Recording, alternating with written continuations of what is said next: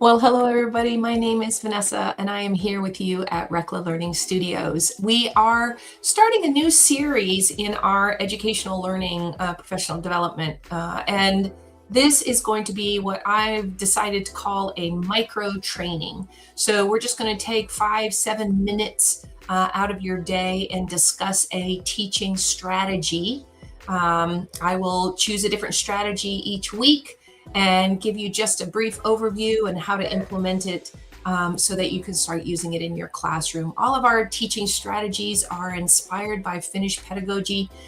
So we want to make sure that we are using open-ended questions and engaging the students and making sure it's active learning, not passive learning.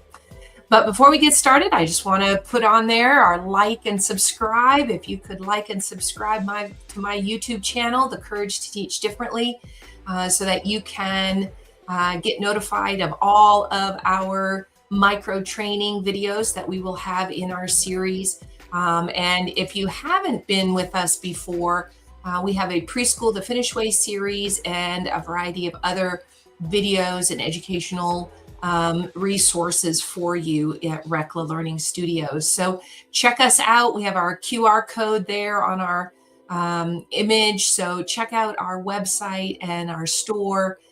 You'll find bundles with 5-day lesson plans as well as online self-paced courses that will get you set up in your classroom to have a 21st century educational experience with your kids.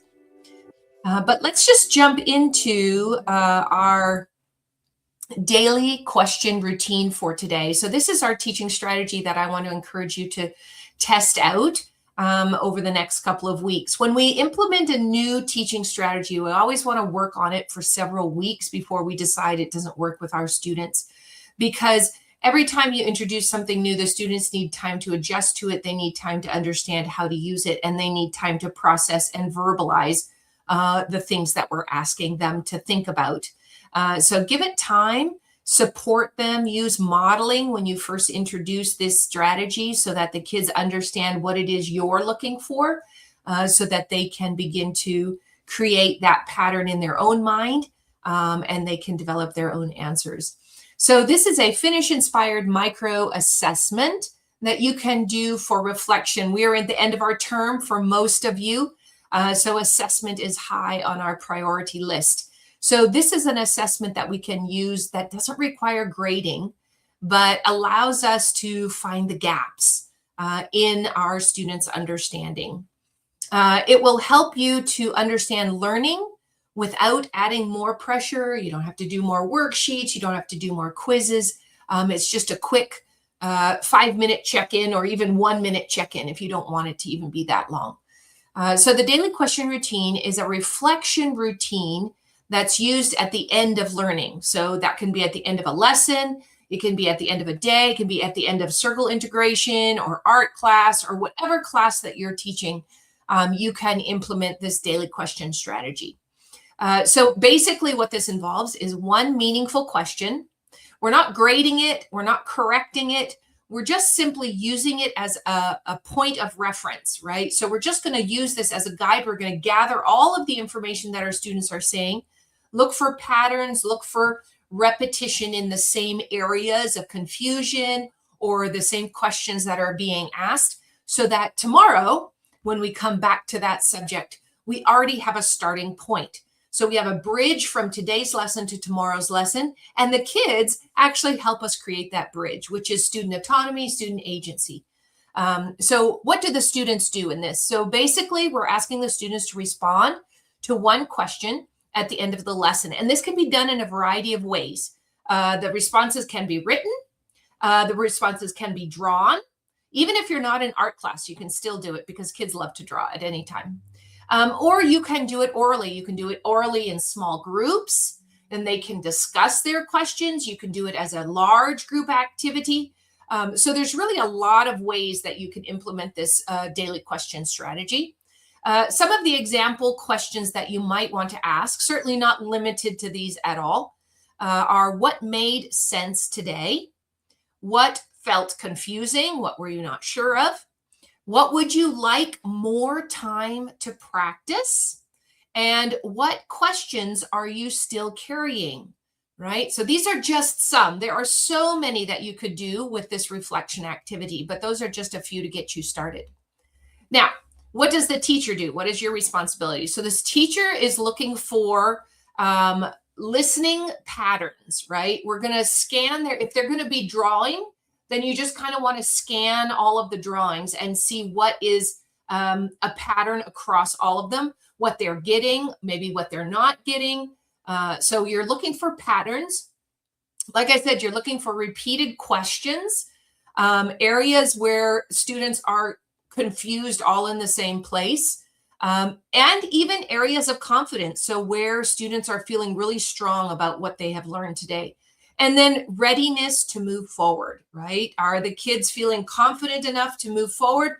Or are there so many underlying questions that maybe we need to go back and add more hands-on activities or readjust our stations for tomorrow to support the areas that they're not sure of. So the goal is not individual perfection. We're not looking for the kids that know the most. We're not looking for the kids that know the least, right? We're looking for areas of understanding where the class is together.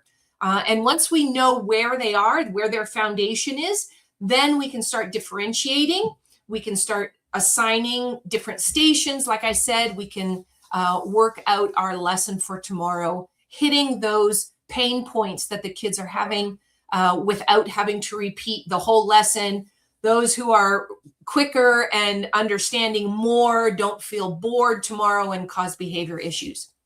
So planning tomorrow, that's what this all leads up to, right? So that our plans are basically laid out for us tomorrow. So we use the students' responses to adjust our pacing, to reteach any key concepts. And when I say reteach, I'm not talking about standing on the board and re-lecturing.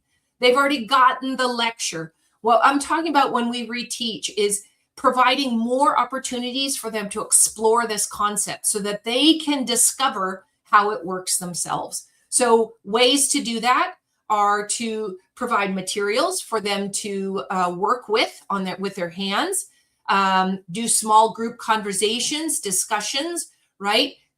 Adjusting our stations that have different areas of learning in them, or working on presentations, right? If they're further along and they really are getting it, then tomorrow's plan could be working on presenting, because we all know that when a student can share what they've learned or can teach to another student what they're learning, then they have internalized it and they really got it. So that's what we're looking for. And then, of course, we can also use these patterns to design a warm-up. So maybe it was just a small thing, right, that the kids just didn't quite get.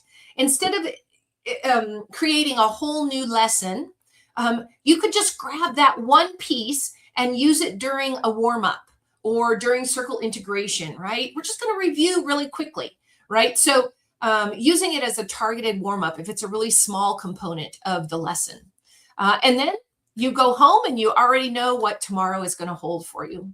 So clarity doesn't come from grading.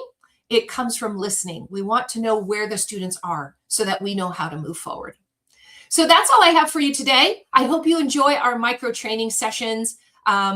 This one went a little bit longer just because I gave a little bit more information, but do like and subscribe, like I said, to our channel, because then you will get all of our notifications as we continue to add to our micro training.